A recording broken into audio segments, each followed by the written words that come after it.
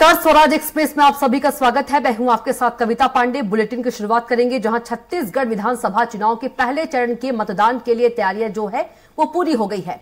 पहले चरण की 20 विधानसभा क्षेत्रों में कुल 223 उम्मीदवार है, जिनमें 198 पुरुष और 25 महिला है।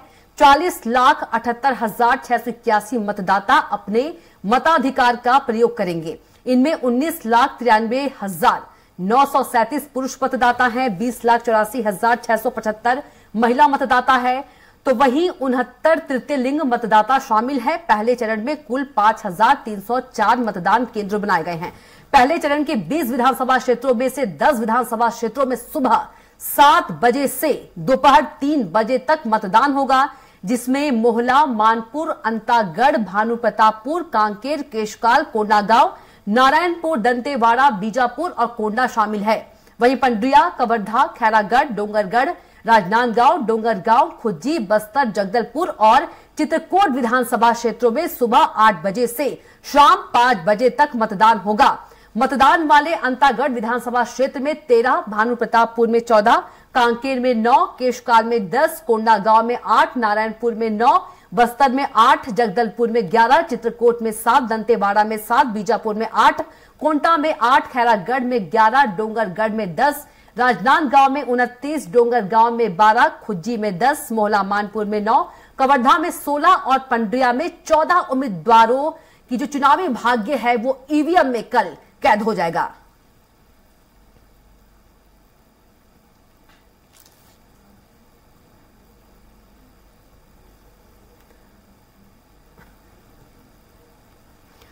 और चलिए इसी पर हम सीधे रुख करेंगे रायपुर से संवाददाता स्वाति कौशिक का, और वहीं जगदलपुर से प्रशांत का हम रुख करेंगे। सबसे पहले स्वाति के पास चलेंगे। स्वाति, कल पहले चरण का मतदान है और यदि बात करें 223 प्रत्याशियों का जो किस्मत है वो ईवीएम में कैद हो जाएगा और एक तरीके से परीक्षा है उन प्रत्याशियों की। यदि बात करें क्या कुछ व्यवस्था की गई है कल होने वाले मतदान के लिए, स्वाति?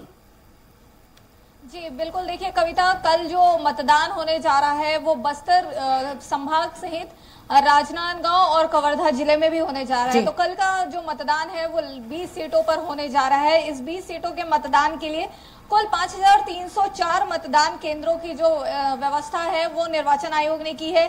तो वहीं अगर हम बात करें सुरक्षा व्यवस्था की तो लगभग 5,000 से ज्यादा सुरक्षा बल जो है वो इन क्षेत्रों में तैनात है।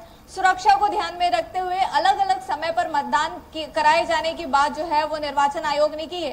तो जहां पर घनघोर नक्सल क्षेत्र है वहां पर सुबह 7 बजे से दोपहर 3 बजे तक का समय रखा गया है। तो वहीं पर बाकी जगहों पर 8 बजे से 5 बजे तक का समय जो है वो निर्धारित किया गया है। तो तमाम व्यवस्थाएं जो है वो निर्वाचन आयोग द्वारा पूरी की जा चुकी है। लगातार जो हेलीकॉप्टर से पहुंचने वाला दल है वो कल सुबह पहुंचेगा और बाकी जो बस से पहुंचने वाला जो बल है वो आज वहां पर व्यवस्थाओं के लिए वीवीपैट के साथ पहुंच चुका है। तो लगभग अगर हम यहाँ पर बात करें वर्षा तमाम तैयारियों की तो प्रथम चरण के लिए कुल 5,304 मतदान केंद्रों से 2,431 मतदान केंद्रों पर वेबकास्टिंग की सुविधा भी उपलब्ध कराई गई है। मतलब ये वो मतदान केंद्र है जहाँ पर कुछ घटनाएं घटित हो सकती है तो उनका लाइव टेलीकास्ट भी जो है वो चलता रहेगा। तो ये ऐसी कुछ सुविधाएं जो है इस बार निर्वाचन आयोग जो है वो लोगों को मुहैया करा रहा है ताकि सुरक्षा में कहीं कोई चूक ना हो। जी बिल्कुल। यदि स्वाति देखा जाए जहां कल जो 20 आप विधानसभा क्षेत्र बता रही है उसमें से ज्यादा अधिकतर जो क्षेत्र है विधानसभा क्षेत्र वो अति संवेदनशील है, उसको लेकर क्या कुछ सुरक्षा के इंतजाम किए गए हैं ताकि जो मतदाता है वो अच्छे से मतदान करने जाए? और यदि बात करें मतदान दलों की वो भी हेलीकॉप्टर से रवाना हो चुके हैं, स्वाति? जी बिल्कुल, देखिए मतदान दलों की अगर हम बात करें तो कल सुबह कुछ मतदान दल के लोग जो है वो हेलीकॉप्टर से रवाना होंगे और जहां तक बस जो है वो सुगम पहुंच जगह है वो बसों से भी मतदान दल जो है वो रवाना हो चुका है।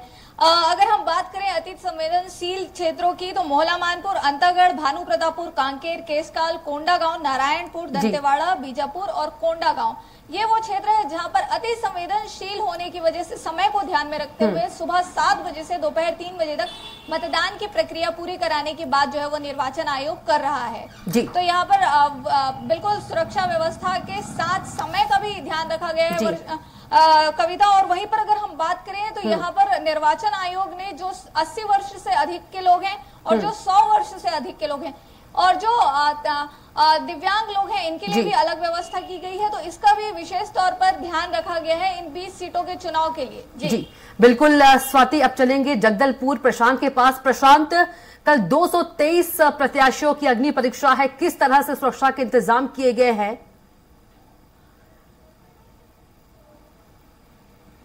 प्रशांत, आवाज पहुंच पा रही है आप तक? जी बिल्कुल। जी, क्या कुछ सुरक्षा के इंतजाम किए गए हैं प्रशांत?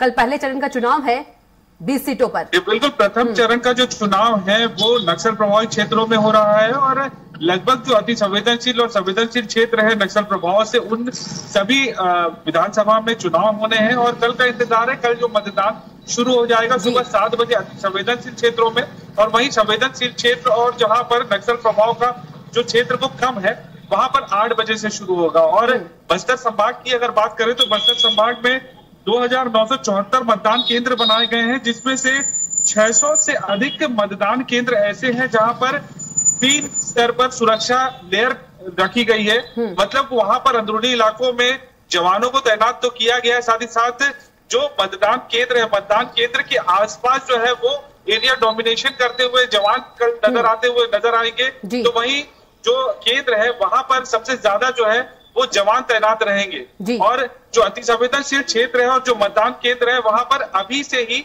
आज शाम को ही सभी मतदान दल वहां पर पहुंच चुके हैं और मतदान दल वहां पर पहुंचने के बाद रात वहीं पर रुकेंगे और सुबह वहां पर मतदान करवाएंगे। तो बिल्कुल कहा जा सकता है कि नक्सली जिस तरीके से चुनाव का बहिष्कार करने की बात कर रहे थे, वही ये लोकतंत्र का जो महापर्व है इसको पूरा करने के लिए मतदान दल सभी अति संवेदनशील क्षेत्र जहां नक्सल प्रभाव बहुत ज्यादा है वहां तक भी पहुंच चुके हैं और लगातार बीते कुछ दिनों से लगातार अंदरूनी इलाकों में जवान जो है वो सर्चिंग कर रहे हैं और वहीं एरिया डोमिनेशन कर रहे हैं ताकि किसी प्रकार से नक्सली इस लोकतंत्र के महापर्व को कोई भी व्यवधान न डाल सके। और बस्तर चूंकि बहुत ज्यादा नक्सल प्रभावित क्षेत्र है और जो मामूल है और जो राजनांदगांव और कवर्धा का जो क्षेत्र जहां पर नक्सल का सबसे ज्यादा प्रभाव है, उन इलाकों में भी जवानों को इस तरीके से तैनात किया गया है, इस तरीके से उनको 3 स्तर पर 3 तरीके से जो है जवानों को वहां पर तैनात किया गया ताकि किसी प्रकार से नक्सली वहां पर अपना प्रभाव ना डाल सके। और कल सुबह का इंतजार है, कल सुबह 7 बजे से मतदान शुरू हो जाएगा और वहीं कुछ जगहों पर जो है 8 बजे शुरू होगा। जी बिल्कुल, यदि प्रशांत बात करें जिस तरीके से जो नक्सली है वो उत्पात मचा रहे हैं और चुनाव बहिष्कार के पर्चे भी फेंक रहे हैं, उसके लिए क्या कुछ इंतजाम किया गया है ताकि वोटिंग परसेंटेज में भी बढ़ोतरी हो? क्योंकि कहीं ना कहीं खौफ का भी माहौल होगा जिस तरीके से उत्पात नक्सलियों के द्वारा मचाया जा रहा है, पर्चे फेंके जा रहे हैं। नक्सलियों के द्वारा कहा जा रहा है कि बीजेपी जो है वो जनता के लिए खतरा है, कांग्रेस की जन विरोधी नीति बता रही है जनता के लिए। क्या कुछ इंतजाम किए गए हैं? देखिए, नक्सली जो है वो कांग्रेस हो या भाजपा हो किसी भी राजनीतिक दल का समर्थन नहीं करते हैं और वो चुनाव का ही बहिष्कार करते हैं। और इसी मद्देनजर लगातार बीते कुछ दिनों से नक्सली लगातार किसी न किसी प्रकार की कोई घटना को अंजाम दे रहे हैं। जिस तरीके से हमने देखा कि नारायणपुर में एक जनप्रतिनिधि की हत्या भी जो है वो हाट बाजार में नक्सली कर देते हैं। आज सुबह की घटना अगर बोलेंगे तो एक ब्लास्ट होता है। नक्सली लगातार जो है अपनी आमद हर एक विधानसभा में उन इलाकों में दिखा रहे हैं जहां पर अति संवेदनशील मतदान केंद्र है और उन केंद्रों में जो मतदाता है उनको दहशत का माहौल फैला रहे हैं ताकि किसी भी प्रकार से वो मतदान करने के लिए ना पहुंचे। लेकिन लोकतंत्र का महापर्व, इस पर्व को सफल बनाने के लिए पुलिस और प्रशासन और चुनाव आयोग पूरे तरीके से मुस्तैद है और लगातार उन इलाकों में मुस्तैदी से जवान सर्चिंग कर रहे हैं ताकि किसी प्रकार से मतदाताओं को कोई नुकसान ना पहुंचे और मतदाता जो है वो उन इलाकों में पहुंच सके। और सबसे अहम बात और सबसे अच्छी बात यह है कि कई ऐसे मतदान केंद्र नए बनाए गए हैं जो पहले इससे पहले नहीं थे, तो मतदाताओं को कई किलोमीटर सफर कर जो है मतदान करने पहुंचना पड़ता था, लेकिन अब वो उनके गांव में ही मतदान केंद्र तैयार हो गया है। ऐसे में अब उनको बहुत ज्यादा दूरी तय नहीं करनी पड़ेगी। ऐसे में वोट परसेंटेज भी जो है वो बढ़ने की उम्मीद है और इस बार अंदरूनी इलाकों में भी मतदान जो है वो ज्यादा से ज्यादा हो सके, इसके कवायद और इसका प्रयास जो है जिला प्रशासन और चुनाव आयोग लगातार कर रहा है। बिल्कुल, स्वाति के पास चलेंगे। स्वाति, यदि बात करें पहले चरण के चुनाव के लिए कई हाई प्रोफाइल सीटें भी हैं, वहां पर क्या कुछ व्यवस्था की गई है? जी देखिए, अगर हाई प्रोफाइल सीट्स की अगर हम बात करें तो पहली अगर हम सिलसिलेवार देखना शुरू करें तो राजनांदगांव, जहां से पूर्व मुख्यमंत्री डॉक्टर रमन सिंह खड़े हो रहे हैं, वहां पर व्यवस्थाएं हैं। अगर दूसरी हाई प्रोफाइल और कंट्रोवर्शियल सीट की बात करें, क्योंकि पिछले कुछ दिनों में हमने देखा कि वहां पे धार्मिक उद्यमाओं की स्थिति भी बनी थी, तो वो कवर्धा सीट है जहां पर ऐसी स्थिति बनी थी। तीसरी अगर हम सीट की बात करें तो साजा, जो यहाँ पे बिरहनपुर की घटना जो है उसने लोगों को परेशान किया था। तो ये 3 जो सीटें हैं जहां पर अलग व्यवस्थाएं जो है वो कहीं ना कहीं देखने को मिल सकती हैं। कवर्धा जहां से मोहम्मद अकबर जो हैं वर्तमान मंत्री कांग्रेस सरकार में रहे हैं, उनके ऑपोजिट में अगर हम बात करें तो विजय शर्मा बीजेपी के प्रत्याशी है वो खड़े हो रहे हैं। तो वहीं पर कवर्धा राज परिवार के जो राजा मान लीजिए वो जो है खड़क सिंह, वो वहां पर बतौर आम आदमी पार्टी प्रत्याशी खड़े हो रहे हैं। तो अभी लगातार वहां पर बीजेपी, कांग्रेस और आम आदमी पार्टी तीनों के ही जो वरिष्ठ नेता हैं, जो केंद्रीय नेतृत्व है, वो वहां पर आकर रोड शो करके जाता है, रैलियां करके जाता है और सभाओं को संबोधित करता है। तो कवर्धा वो प्रोफाइल है। उसके बाद अगर हम बात करते हैं राजनांदगांव की, तो राजनांदगांव में सीधा मुकाबला बीजेपी और कांग्रेस का है। यहाँ पर जहां एक तरफ बीजेपी से 15 साल तक मुख्यमंत्री रहे प्रदेश के पूर्व मुख्यमंत्री डॉक्टर रमन सिंह खड़े हो रहे हैं, तो वहीं पर कांग्रेस से सीएम भूपेश बघेल के बहुत नजदीकी माने जाने वाले गिरीश देवांगन जी को टिकट दिया गया है। तो वहां पर भी हमने देखा कि लगातार बीजेपी और कांग्रेस दोनों ने ही अपनी सभाएं की है। तो यहाँ पर जो पूरा मुकाबला है वो आपस में बीजेपी कांग्रेस का है। तो आप चलते हैं अगर साजा विधानसभा सीट की तरफ, तो साजा विधानसभा में जहां एक तरफ वर्तमान प्रशासन में मंत्री रहे और रविंद्र चौबे जी जो है वो खड़े हो रहे हैं, तो वहीं पर बिरहनपुर मामले में जिस युवक की हत्या की गई थी उनके पिता को बीजेपी ने टिकट दिया है। तो वहां से ईश्वर साहू जो है वो बीजेपी के प्रत्याशी है। तो यहाँ पर भी मामला एकदम आमने सामने का दिखाई दे रहा है। तो ये 3 जगह वो हो गई जो बस्तर से बाहर है। तो अब चलते हैं कविता बस्तर की तरफ। तो बस्तर के अगर हम हाई प्रोफाइल सीट्स की बात करें तो पहला सीट तो निकल कर जो आता है वो खुद दीपक बैज की सीट है। दीपक बैज की सीट के साथ अगर हम बात करें तो कोंडागांव एक सीट निकल कर आता है जहां से विपक्ष में बीजेपी की तरफ से लता हुसैनी खड़ी हो रही है, तो वहीं पर कांग्रेस की तरफ से खड़े हो रहे हैं वर्तमान मंत्री मोहन मरकाम, जो लंबे समय तक पीसीसी चीफ भी रहे। अब मामला इन दोनों के आमने सामने एकदम टक्कर का है। तो वहीं अगर आगे चले हम बात करें जगदलपुर की, तो जगदलपुर में जहां टिकट काटी है कांग्रेस ने अपने पूर्व विधायक की, तो वहीं पर बीजेपी ने किरण देव को खड़े किया है। तो वहां पर भी मुकाबला जो है वो कांटे का दिख रहा है। उसके बाद एक हाई प्रोफाइल सीट की हम बात करें तो वो है कोंटा, जहां से लगातार कवासी लखमा जो वर्तमान सरकार में मंत्री हैं वो वहां से खड़े हो रहे हैं। तो ये जो तमाम सीटें हैं यहाँ पर कुछ तो अति संवेदनशील क्षेत्रों में आ रहे हैं और कुछ हाई प्रोफाइल होने की वजह से वहां पर सिक्योरिटी अपने आप व्यवस्थाएं जो हैं वो सही होती। लेकिन फिलहाल जहाँ पर नक्सलाइट अटैक की जो चीजें हैं उस पर शासन प्रशासन ध्यान दे रहा है, तो वहीं पर ये जो प्रोफाइल जहां पर धार्मिक स्थितियां बिगड़ने की बात जहां पर निकल कर आ रही थी, वहां पर भी शासन प्रशासन जो है वो लगातार अपनी मुस्तैदी बनाए हुए है। जी कविता। जी बिल्कुल प्रशांत, स्वाति हमें महत्वपूर्ण जानकारी दे रही थी। यदि बात करें कल पहले चरण के चुनाव की, तो हाई प्रोफाइल सीट तो है ही, साथ ही अति संवेदन इलाके भी हैं।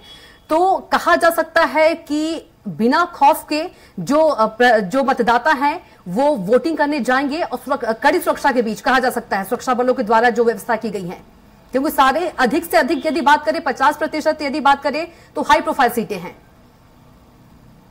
बिल्कुल, बागपत विधानसभा जो बस्तर संभाग के है उसमें से 50 से 60% बिल्कुल कहा जा सकता है कि हाई प्रोफाइल सीट है, क्योंकि जगदलपुर जो बस्तर संभाग का मुख्यालय है वहां से पूरे बस्तर में अलग अलग माहौल तैयार होता है कि किसके तरफ की ये लहर है, इसलिए जगदलपुर सीट जो है काफी अहम हो जाती है। और वहीं कोंटा जो कवासी लखमा की सीट है वो पिछले 5 बार से लगातार विधायक बनते आ रहे हैं, इस बार मंत्री भी बनाया गया उन्हें, वो सीट जो है काफी महत्वपूर्ण है। लेकिन इस बार वहां त्रिकोणीय मुकाबला है जहां कांग्रेस भाजपा के साथ सीपीआई के साथ जो है सीधा मुकाबला दिख रहा है। और इस बार कहीं न कहीं कांग्रेस की स्थिति वहां पर थोड़ी सी कमजोर नजर आ रही है, लेकिन हर बार ऐसी बात और हर बार इस तरीके की चर्चा जरूर आती रही है कि कवासी लखमा की स्थिति कमजोर है, लेकिन वोट का मार्जिन बहुत कम होता है, लेकिन वो हर बार पिछले 5 बार से जीतते जरूर आ रहे हैं।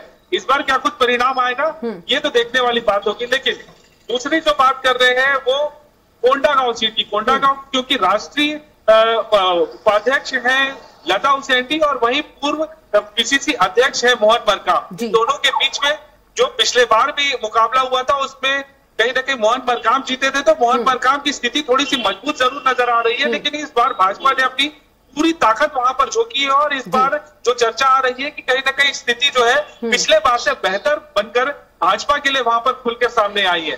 तो वहीं दीपक बैज की पुरानी सीट सांसद होने के बाद जो है उन्होंने विधानसभा सीट छोड़ा था अपना, लेकिन इस बार फिर से विधानसभा में अपनी दावेदारी पेश की और चुनाव लड़ रहे हैं। और वहां पर जो विनायक गोयल नए प्रत्याशी के रूप में सामने आए हैं, तो कांग्रेस और भाजपा दोनों को ही एक मुश्किल इसलिए सामने आ रही है, क्योंकि जो धर्मांतरण का एक मुद्दा है वो सबसे ज्यादा गहराया हुआ है वो चित्रकूट विधानसभा में। और ऐसी स्थिति में जो क्रिश्चियन समाज है उन्होंने अपनी तरफ से एक दावेदार खड़ा किया है, और वो कहीं ना कहीं जो है जो कन्वर्टेड लोग हैं जो धर्मांतरित समर्थन कर रहे हैं, तो ऐसे में कांग्रेस का वोट जो है सीधा सीधा कटता हुआ नजर आ रहा है। तो ऐसे में दीपक बैज की स्थिति भी थोड़ी सी कमजोर हो सकती है, लेकिन फिलहाल कह पाना बहुत जल्दबाजी होगी और आने वाला परिणाम ही बताएगा कि किस तरीके से स्थिति बनेगी। लेकिन इन हाई प्रोफाइल सीटों में कहीं ना कहीं जो है टक्कर आमने सामने की है। और इस बार जिस तरीके से 2018 में चुनाव हुआ था और 12 की 12 सीटें कांग्रेस के कब्जे में आई थी, इस बार वैसी परिस्थिति और वैसी स्थिति बनती हुई नजर नहीं आ रही है। और कम से कम 4 से 5 सीटों में भारतीय जनता पार्टी मजबूत नजर आ रही है। हालांकि कितनी मजबूत है और परिणाम क्या होते हैं ये तो चुनाव के परिणाम आने के बाद ही स्पष्ट हो पाएंगे। लेकिन कहीं ना कहीं 12 में से 12 सीटों को बचा पाना कांग्रेस के लिए टेढ़ी खीर बिल्कुल नजर आ रही है इस बार। जी बिल्कुल स्वाति, यदि बात करें, प्रशांत बता रहे हैं कि कौन कमजोर है कौन मजबूत, हालांकि ये आने वाला जो परिणाम है वही बताएगा। आप क्या कुछ कहेंगे इस मामले में? जी बिल्कुल, देखिए हमारे सहयोगी प्रशांत लगातार जगदलपुर से हमको अपडेट देते रहते हैं विषयों पर। इस बार बिल्कुल ये कह पाना थोड़ा मुश्किल यहाँ से भी दिख रहा है कविता की किस तरीके से 12 की 12 सीटों पर वापस कांग्रेस काबिज हो, क्योंकि बहुत सारे टिकट से जो है वो काटी भी गई है। टिकट काटने के बाद नए लोगों को मौका भी दिया गया है और सांसदी की सीट के बाद फिर से एक बार विधायकी जो है वो दीपक बैज के हाथ में दी गई। और दीपक बैज जो है वो लगातार अभी वर्तमान पीसीसी चीफ है, और अगर हम वहीं पर मोहन मरकाम की बात करें तो वो भी पीसीसी चीफ रहे हैं। तो ऐसी हाई प्रोफाइल सीटों की जब हम बात करते हैं तो लगातार ऐसी खबरें भी निकल कर आती है, तो कहीं ना कहीं मुकाबला जो है वो बहुत आसान कांग्रेस के लिए नहीं है। साथ ही और भी क्षेत्रीय पार्टियां जो हैं वो यहाँ पर अपना पैर जमाने की कोशिश कर रही है। यहाँ पर हमने देखा कि किस तरीके से आम आदमी पार्टी भी जो है वो यहाँ पर अपना दम दिखाने की कोशिश कर रही है। आम आदमी पार्टी का अगर जिक्र आ ही गया है तो लगातार जो भगवंत मान जो पंजाब के सीएम है, वहीं पर अरविंद केजरीवाल जो दिल्ली के सीएम है, उनके भी 3 दौरे जो है वो जगदलपुर के रहे हैं। बीजेपी के अपने 5 से 6 दौरे लगातार उनके केंद्रीय नेतृत्व ने वहां पर किया है। कांग्रेस के अपने बड़े लीडर्स ने जाकर वहां बहुत बड़ी बड़ी घोषणाएं की है। हालांकि अगर हम नक्सल प्रभावित क्षेत्रों की बात करें या आदिवासियों की बात करें तो उनके हित के लिए बहुत अच्छा काम कांग्रेस की सरकार ने किया है। इसका दम हमेशा से कांग्रेस भरती रही, लेकिन बिल्कुल ये देखने वाली बात होगी कविता की ये जो अच्छे काम कांग्रेस गिनाती है कि कितना वोट में तब्दील हो पाता है। चाहे वो तेंदुपत्ता की बात हो, चाहे वो बाकी और वन क्षेत्र से प्राप्त चीजों की बात हो, लगातार कांग्रेस ये कहती रही कि हमने 56 लगभग 50 से ज्यादा तरीके के वन उपजों को खरीदने की जो चीजें हैं वो की हैं। उनकी योजनाओं में ये हमेशा रहा है, उन्होंने खरीदा है, इस तरीके की बातें जो वो कांग्रेस हमेशा करती रही है। लेकिन ये जो चीजें हैं ये कितना वोट में कन्वर्ट हो पाती है ये देखने वाली बात रहेगी। लेकिन बिल्कुल कांटे की टक्कर तो यहाँ पर बस्तर में देखने ही बनेगी। बिल्कुल स्वाति, अभी प्रशांत बता रहे थे कि कोंटा से कवासी लखमा की बात कह रहे थे कि इतनी जीत जो है इतनी आसान नहीं होगी। जी बिल्कुल ये कहा जा सकता है कि इस बार जीत उतनी आसान नहीं रहेगी, क्योंकि अगर इस बार वोट कटेंगे भी कविता तो बिल्कुल आसान सी बात है कि इस बार सत्ताधारी पार्टी कांग्रेस है तो कांग्रेस के ही वोट कटेंगे। और लगातार कवासी लखमा जी का जिक्र जहां पर निकल कर आता है तो वहां पर एक जननायक के रूप में वो प्रिय तो है, लेकिन उनके जीतने की अगर हम आंकड़ों की बात करें तो आंकड़ों का डिफरेंस जो है वो बहुत कम रहा है। सीपीआई का जिक्र यहाँ पर निकल कर आ रहा है कि वो भी वहां से अपने स्ट्रॉन्ग दावेदारों को खड़े कर रहे हैं। तो लगातार वो क्षेत्रीय पार्टी है वो वहां पर बस्तर में काम करती है और लोगों को समझने और समझाने का दोनों का ही मौका देती है। तो ऐसे में त्रिकोणीय मुकाबला जो है वो बिल्कुल देखा जा सकता है। अब देखने वाली बात यही होगी कि जब 3 तारीख को 3 दिसंबर को रिजल्ट आता है तो क्या होगा, और कल जब वोटिंग पूरे होते हैं तो वोटिंग परसेंटेज यहाँ पे बड़ा मायने रखेगा बिल्कुल कविता, क्योंकि वोटिंग परसेंटेज बहुत सारी चीजों को डिसाइड करता है कि किसके पक्ष में कितने वोट पड़े हैं और कितने वोट टोटल पड़े हैं। जी बिल्कुल, प्रशांत की ओर चलेंगे। प्रशांत, राजनांदगांव की बात करें, वो भी हाई प्रोफाइल सीट है, वहां के लिए क्या कुछ कहेंगे आप? देखिए राजनांदगांव हाई प्रोफाइल सीट है और राजनांदगांव एक अहम इसलिए भी हो जाता है क्योंकि वहां पर जो आमने सामने की लड़ाई है वो सीधे सीधे पूर्व मुख्यमंत्री और वर्तमान मुख्यमंत्री जो है उनके बीच में कही जा सकती है, क्योंकि वर्तमान मुख्यमंत्री के खास माने जाते हैं, उनके खिलाफ जो है पूर्व मुख्यमंत्री को उतारा गया है और लगातार जो है रमन सिंह उनसे सीट से जीतते आ रहे हैं। ऐसे में पूर्व मुख्यमंत्री रमन सिंह को वहां पर कमजोर बिल्कुल भी नहीं आंका जा सकता और वर्तमान मुख्यमंत्री भूपेश बघेल के खास माने जाते हैं, उनको वहां पर कांग्रेस ने मौका दिया है और सीधा जो लड़ाई जो है वो कांग्रेस और भाजपा के बीच में है। ऐसे में क्या कुछ स्थिति बनती है ये तो देखने वाली बात होगी, लेकिन कहीं ना कहीं प्रचार और जनसंपर्क में कहीं ना कहीं कांग्रेस और भाजपा ने दोनों ही दलों ने अपनी पूरी की पूरी ताकत वहां पर झोंक दी है और बिल्कुल प्रयास कर रहे हैं कि इस बार जो जीत उनकी हो, लेकिन जनादेश किसके तरफ होगा, जनता का रुख किसके तरफ है, ये देखने वाली बात होगी। हालांकि कल सुबह 7 बजे से वहां पर मतदान शुरू जरूर हो जाएगा, लेकिन उसके बाद देखिए 3 दिसंबर तक करना पड़ेगा कि परिणाम किस ओर जाता है। बिल्कुल स्वाति और प्रशांत, आप दोनों का बहुत ही शुक्रिया महत्वपूर्ण जानकारी देने के लिए।